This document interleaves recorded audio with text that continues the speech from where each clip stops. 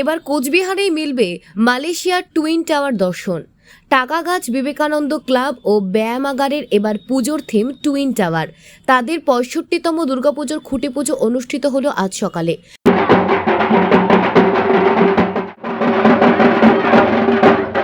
কোচবিহার শহর লাগোয়া টাকাগাছের এই পুজোর এবার বাজেট প্রায় ২৫ লক্ষ টাকা। আয়োজকরা জানিয়েছেন তারা মালয়েশিয়ার টুইন টাওয়ারের বদলে পুজো মণ্ডপ তৈরি করবেন, যার উচ্চতা হবে প্রায় ১০০ ফুট।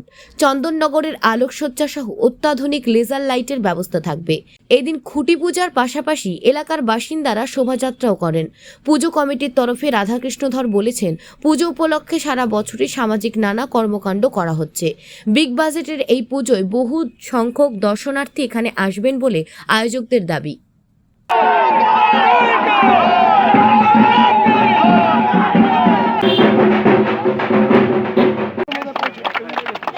পুজোয় এখানে মহিলারা কিভাবে অংশ নিচ্ছে, এখানকার পুজোয় কিরকম প্রস্তুতি চলছে আর কি? আমাদের এই পুজো কমিটির নাম দর্শক পূজা বাহিনী।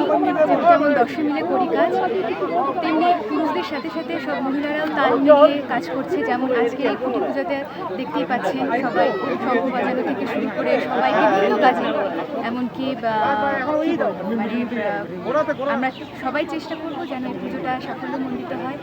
মানে সবাই নারী পুরুষ নির্বিশেষে সবাই এগিয়ে এসে এই পুজোটাকে মানে সবার মনে যেন থাকে।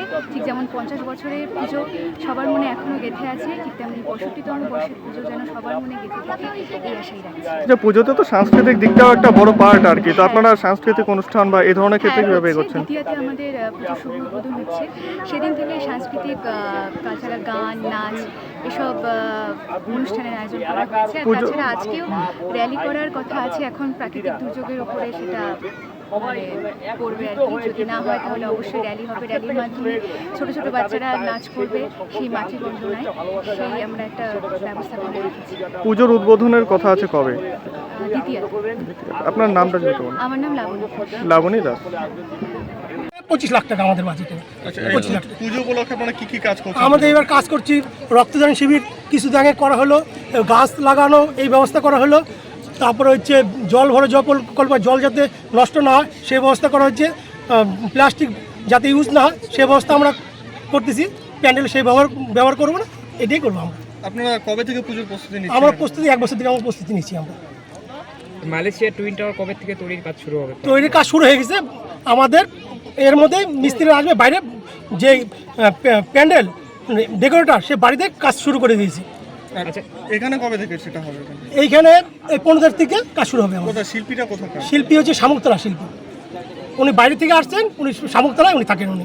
আচ্ছা, এবার তো টাকাগাছে দুটো বিগ বাজেটের পুজো আর কি, বাইরে থেকে কতটা দর্শনার্থী আসবে বলে মনে করেন? দর্শন আকৃতি যখনই আপনার সাংবাদিক ভাইরা পৌঁছে দিয়েছে বা মিডিয়া যুগ বা যে মোবাইলে যেখানে পৌঁছে দিয়েছে আকর্ষণ, বাইরে থেকে আমার দোকানের আশেপাশে শিলিগুড়ির লোক, বাইরের লোক, কলকাতায় আমি গিয়েছিলাম, কিছুদিন আগে গুয়াহাটিও গেছিলাম, এই ছবি থেকে সব উপস্থিত হয়েছে, বললো না এই প্যান্ডেল খুব ভালো হবে বলছে।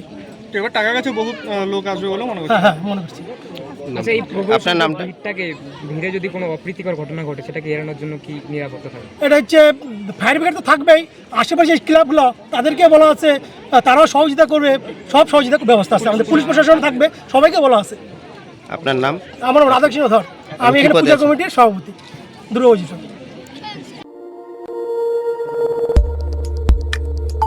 আমাদের সাথে থাকুন এবং দেখতে থাকুন নিউজ প্রাইম টাইমস, আপনাদের সাথে আপনাদের পাশে।